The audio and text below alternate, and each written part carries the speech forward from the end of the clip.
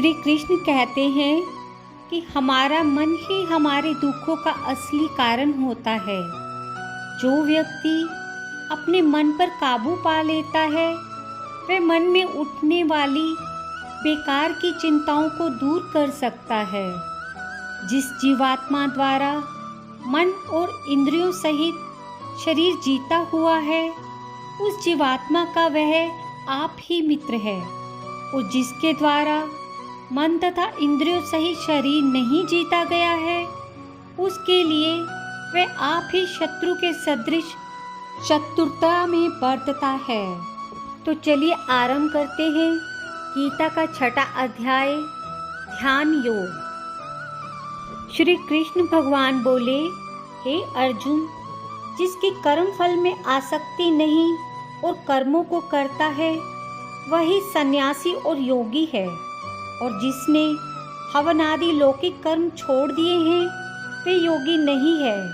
हे अर्जुन, जिसको सन्यासी कहते हैं उसी को कर्म योगी जानो, क्योंकि संकल्पों के त्याग बिना कोई भी योगी नहीं हो सकता। जो मुनि योग प्राप्त की इच्छा रखते हैं उनके लिए उनका साधन कर्म ही है, और उनके योगी होने पर उनका ज्ञान पूर्ण होने का साधन चित्त का समाधान है। जब मनुष्य विषय और कर्मों की आसक्ति से छूट गया और संपूर्ण वासनाओं को उसने त्याग दिया, उसी समय वह योगारूढ़ कहा जाता है। जिसने मन स्वाधीन कर लिया वह स्वयं अपना हितकारी है, और जिसने विवेक का त्याग किया है वह स्वयं ही अपना शत्रु है। मन को जीतने वाले शांत स्वभाव मनुष्य की आत्मा शीत उष्ण सुख दुख मान और अपमान इनके होने पर भी अत्यंत स्थिर रहती है। जिसने ज्ञान विज्ञान से अपने अंतःकरण को तृप्त कर लिया है, निर्विकार हो गया है, तथा जिसने अपनी इंद्रियों को वश में कर लिया है, जो मिट्टी पत्थर और सोने को एक सा समझता है वही योगी कहलाता है।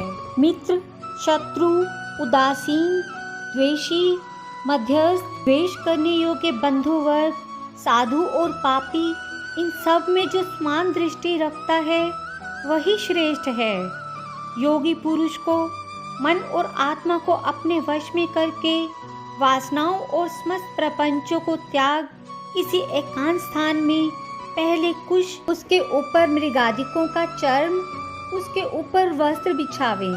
स्थान न तो बहुत ऊंचा हो न बहुत नीचा हो, उसी पर मन को एकाग्र करके चित्त और इंद्रियों को रोककर बैठना चाहिए।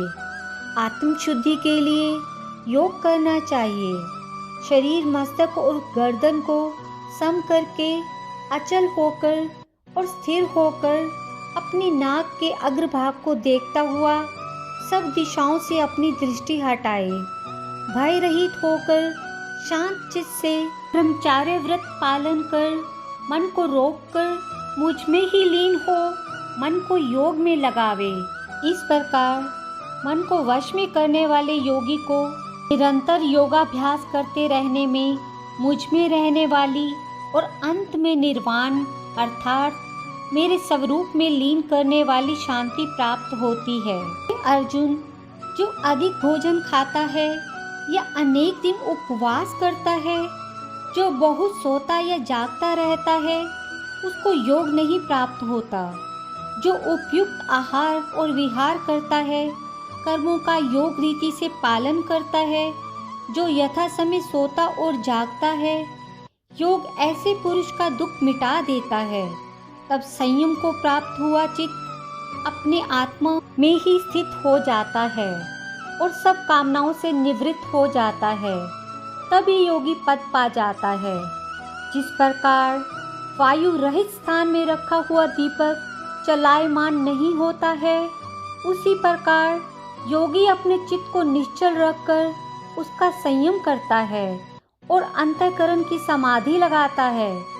जिस जिस अवस्था में योगाभ्यास के कारण चित्त का वेग रोककर विषयों से पृथक होने लगता है, और जब शुद्ध अंतःकरण से आत्मा को ही देखकर आत्मा में ही संतुष्ट होता है, जिस अवस्था में वह अत्यंत सुख का अनुभव करता है, जो इंद्रियों द्वारा जाना नहीं जा सकता वरन केवल बुद्धि से जाना जाता है। और जब वह योगी आत्म स्वरूप में स्थिर होता है, उससे विचलित नहीं होता, जिस अवस्था को पाकर फिर कोई और लाभ उसको नहीं जचता और जहाँ स्थित होने से कोई और बड़ा भारी दुख उसे कहाँ से चलायमान नहीं कर सकता, ऐसी अवस्था को दुख संयोग वियोग कारक योग नामक जानना चाहिए। ऐसा योग निर्विकल्प चित्त से निश्चय ही करना चाहिए। संकल्प से उत्पन्न होने वाली समस्त कामनाओं को त्याग कर और मन में सकल इंद्रियों को चारों ओर से रोक धैर्य के साथ बुद्धि को अपने अधीन कर धीरे धीरे विषयों से दूर हटें और भली भांति मन को आत्मा में स्थिर करके किसी पदार्थ की चिंता न करें। ये चंचल और स्थिर मन जिधर जिधर जाए उधर उधर से इसको हटाकर आत्मा के वश में करना चाहिए। इस प्रकार शांत चित्त तथा रजोगुण से रहित निष्पाप तथा ब्रह्म स्वरूप योगी को उत्तम सुख प्राप्त होता है। इस रीति से निरंतर योगाभ्यास करने वाले योगी समस्त पापों से छूटकर सहज ही उस परम सुख को पा लेता है जो ब्रह्मा के संयोग से प्राप्त होता है। जिसका मन योग स्थिर हो गया और उसकी दृष्टि भी सर्वत्र समान हो जाती है, वह सब प्राणियों में अपने को और अपने में सब प्राणियों को देखता है। जो सब में मुझको तथा तुझ में सबको देखता है, उससे मैं अलग नहीं रहता। जो अभेद भाव से रहता है, सब प्राणियों में स्थिर मेरा मनन करता है, वह योगी चाहे जिस अवस्था में रहे मुझको मिल जाता है। हे अर्जुन, जो समस्त प्राणियों के सुख दुख को अपने सुख दुख के समान समझता है और सबको समभाव से देखता है, वही श्रेष्ठ योगी है। अर्जुन ने कहा, हे मधुसूदन, आपने जो ये योग सिखाया कि सबको अपने समान देखें, सो मन के चंचल होने के कारण उसकी दृढ़ स्थिति से मैं अपने में नहीं देखता। हे कृष्ण, चंचल मन बड़ा ही हठी पराक्रमी और दृढ़ है। इसको अधीन रखना तो मुझे वायु को बांध रखने के ही समान प्रतीत होता है।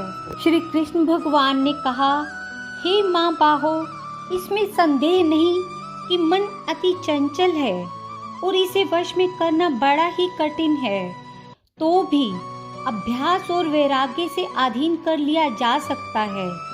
जिसका मन वश में नहीं, उसको योग अत्यंत दुर्लभ है, ऐसा मेरा मत है। परंतु मन को वश में करने वाले प्रयत्न करते रहने से उपाय द्वारा इस योग को प्राप्त कर सकते हैं। अर्जुन ने कहा, हे श्री कृष्ण, जिसमें श्रद्धा तो है पर जो योग प्राप्त करने में सफल नहीं हुआ है और जिसका चित्त योग से विचलित हो गया है, वे योग सिद्धि नहीं पाने से किस गति को जा पहुंचता है। हे माँ बाहो, जिसका पहला आश्रय भी गया और ब्रह्मा प्राप्ति भी नहीं हुई, वे दोनों ओर से भ्रष्ट होकर क्षण मेघ के समान नष्ट तो नहीं हो जाता। हे कृष्ण, मेरा ये संदेह आपको ही दूर करना पड़ेगा। इसको दूर करने वाला आपके अतिरिक्त कोई अन्य नहीं है। श्री भगवान बोले, हे तात पार्थ, उसका नाश नहीं होगा और परलोक में भी दुर्गत नहीं होगी, क्योंकि उत्तम कार्य करने वाले किसी मनुष्य की दुर्गत नहीं होती। वे योग में असफल मनुष्य बहुत दिनों तक पुण्यवानों को प्राप्त होने वाले लोकों में वास करता है और वहां से किसी पवित्र और धनवान के घर में आकर जन्मता है, अथवा वे बुद्धिमान योगियों के ही कुल में जन्म पाता है। इस प्रकार का जन्म पाना भी लोक में बड़ा ही दुर्लभ है। हे गुरु नंदन, ये योगियों के वंश में जन्म लेकर पूर्व जन्म के बुद्ध संस्कार अर्थात आत्मज्ञान को पाता है और उसको अधिक सिद्धि के लिए यत्न करता है। पूर्व जन्म के किए हुए योगाभ्यास के बल से अनेक विघ्नों के पड़ने पर भी वे मोक्ष को प्राप्त होता है। योग की यदि केवल इच्छा ही हो, पुरुष शब्द ब्रह्मा के पार जा पहुंचता है। बड़े श्रम और यत्न से जो योगाभ्यास करता है वह पापों से शुद्ध होकर अनेक जन्मों में परिश्रम करके सफल होता है और परम गत को पाता है। बड़े बड़े तपस्वियों से योगी श्रेष्ठ है, ज्ञानियों से भी योगी श्रेष्ठ है। इसलिए हे अर्जुन, तुम योगी बनो। केवल मुझ में ही मन लगाकर मेरी प्राप्ति के लिए जो मेरा भजन करता है, उसको समस्त योगियों के मध्य मैंने अत्यंत श्रेष्ठ माना है। राधे राधे। इस प्रकार ये अध्याय हमें ये सीख देता है कि हम किस प्रकार ध्यान योग का अभ्यास कर सकते हैं और परमात्मा पर अपना ध्यान केंद्रित करके भगवान के साथ एक हो सकते हैं। इसी के साथ छठे अध्याय की समाप्ति।